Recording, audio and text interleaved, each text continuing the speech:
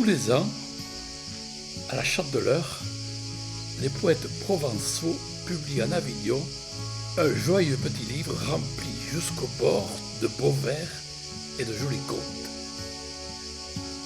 Celui de cette année m'arrive à l'instant, et j'y trouve un adorable fabliau que je vais essayer de vous traduire en l'abrégeant un peu. Parisiens, tendez vos mannes.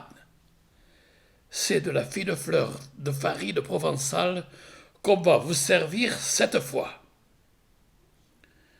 L'abbé Martin était curé de Cucugnan, bon comme le pain, franc comme l'on aimait paternellement ses Cucugnanais. Pour lui, son Cucugnan aurait été le paradis sur terre si les Cucugnanais lui avaient donné un peu plus de satisfaction.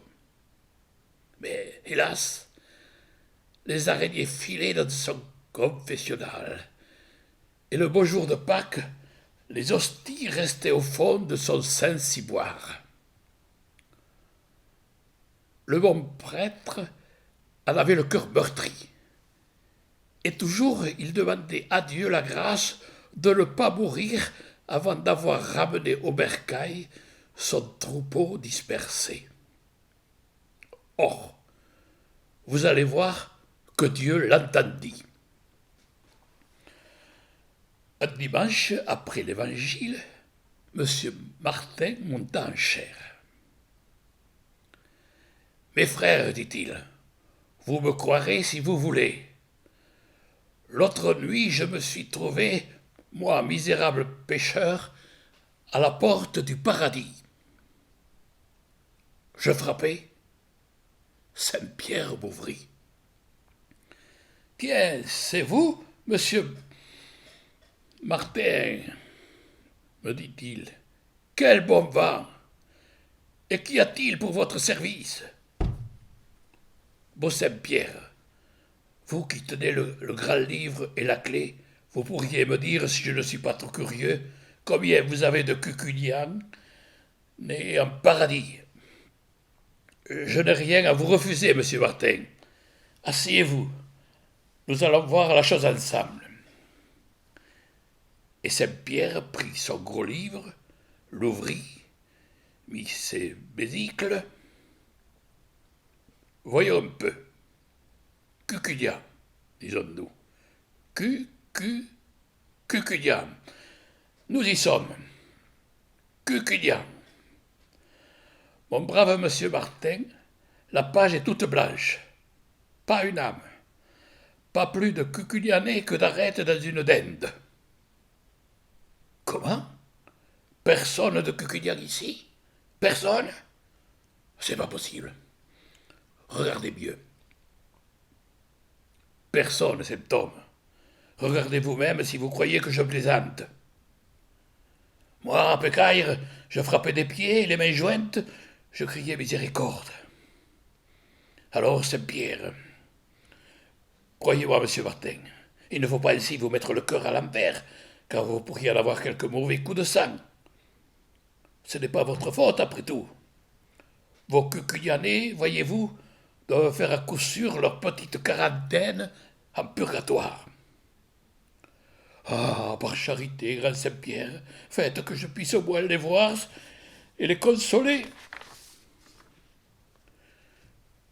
Volontiers, mon ami.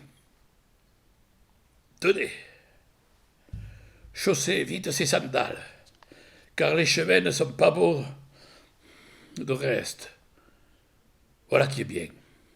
Maintenant, cheminez tout droit devant vous. Voyez-vous là-bas, au fond, en tournant? Vous trouverez une porte d'argent toute constellée de croix noires, à main droite. Vous frapperez, on vous ouvrira. Anicias. Tenez-vous sain et gaillardite. Et je cheminais. Quelle battue. J'ai la chair de poule, rien que d'y songer. Un petit sentier plein de roses, d'escarboucles qui luisaient et de serpents qui sifflaient, m'amena jusqu'à la porte d'argent. Pam, pam. qui frappe, me fait une voix rauque et dolente. Le curé de Cucugnan. De Cucugnan. Ah, entrez. J'entrai. Un grand bel ange, avec des ailes sombres comme la nuit, avec une robe resplendissante comme le jour, avec une clé de diamant pendue à sa ceinture, écrivait, crac, crac, dans un grand livre plus gros que celui de Saint-Pierre. Finalement, que voulez-vous? Et que demandez-vous? Dit l'ange. Bel ange de Dieu, je veux savoir. Je suis bien curieux peut-être si vous avez ici les Cucugnanais. Les Cucugnanais, les gens de Cucugnan, et que c'est moi qui suis leur prieur. Ah, l'abbé Martin, n'est-ce pas? Pour vous servir, monsieur l'ange. Vous dites donc Cucugnan? Et l'ange ouvre et feuillette son grand livre, mouillant son doigt de salive pour que le feuillet glisse mieux. Cucugnan, dit-il en poussant un long soupir. Monsieur Martin, nous n'avons en purgatoire personne de Cucugnan. Jésus, Marie, Joseph, personne de Cucugnan en purgatoire? Oh mon Dieu! Où sont-ils donc? Et cet homme, ils sont en paradis, où voulez-vous qu'ils soient? Mais j'aime bien du paradis. Vous en venez? Eh bien, ils n'y sont pas. Ah, bonne mère des anges! Que voulez-vous, monsieur le curé?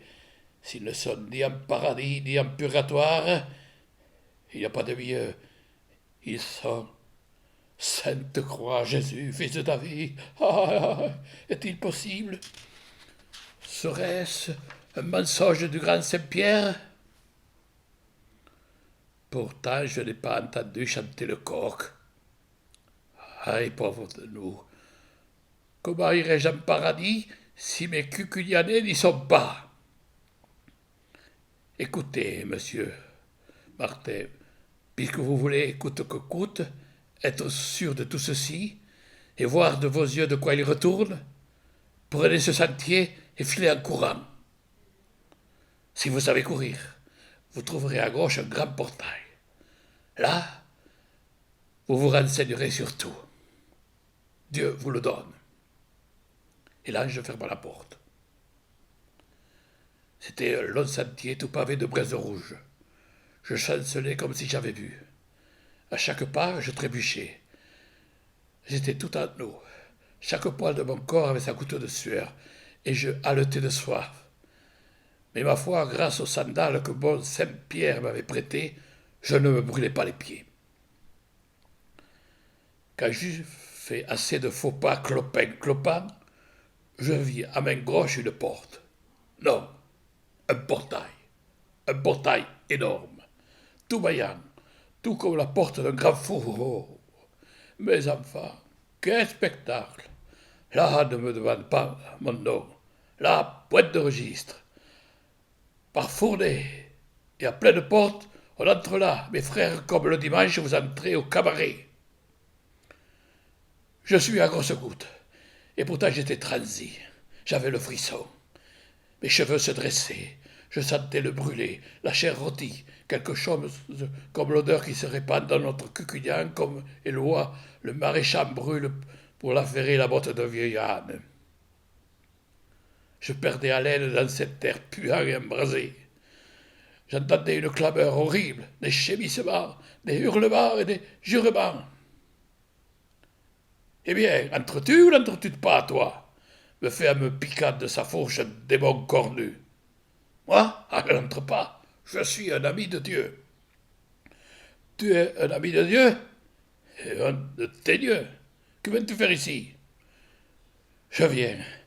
Ah, ne m'en parlez pas, que je ne suis plus me tenir sur mes jambes.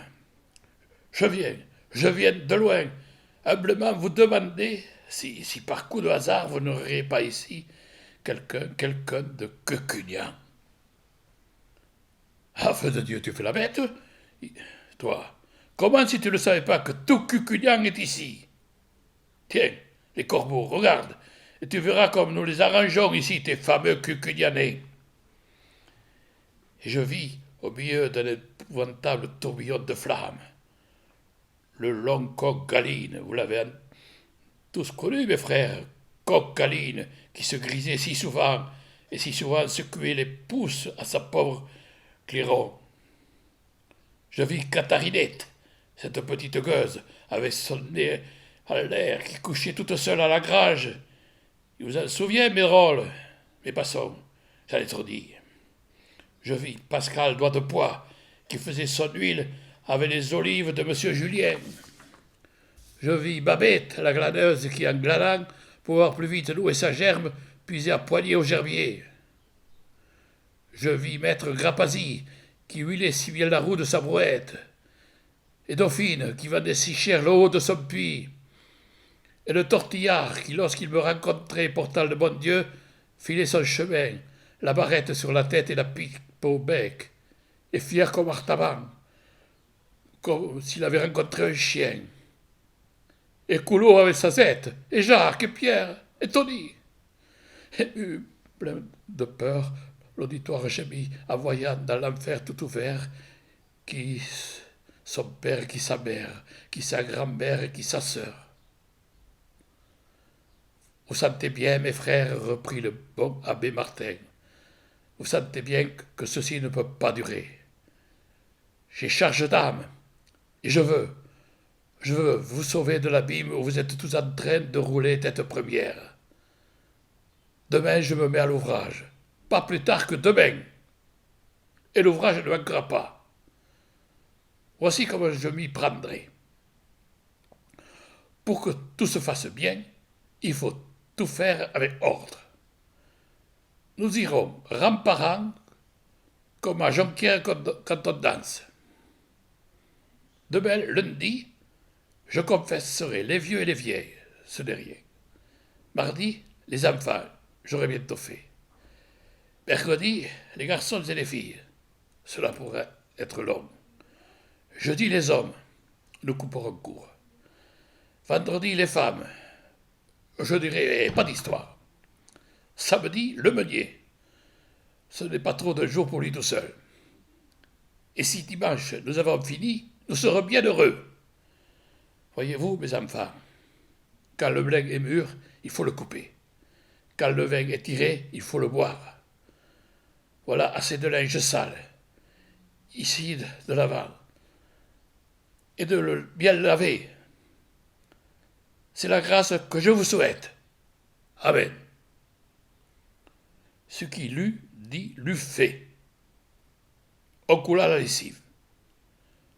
Depuis ce dimanche mémorable, le parfum des vertus de Cucugnan se respire à 10 lieues alentour. Et le bon pasteur, M. Martin, heureux et plein d'allégresse, a rêvé l'autre nuit que, suivi de tout son troupeau, il gravissait en resplendissante procession, au milieu des cierges allumés, d'un nuage d'encens qui embaumait des enfants de chœur qui chantaient Te Deum, le chemin éclairé de la cité de Dieu. Et voilà l'histoire du curé de Cucugnan, tel que m'a ordonné de vous le dire ce grand gueusard de Roumanie, qu'il a tenu lui-même de notre bon compagnon.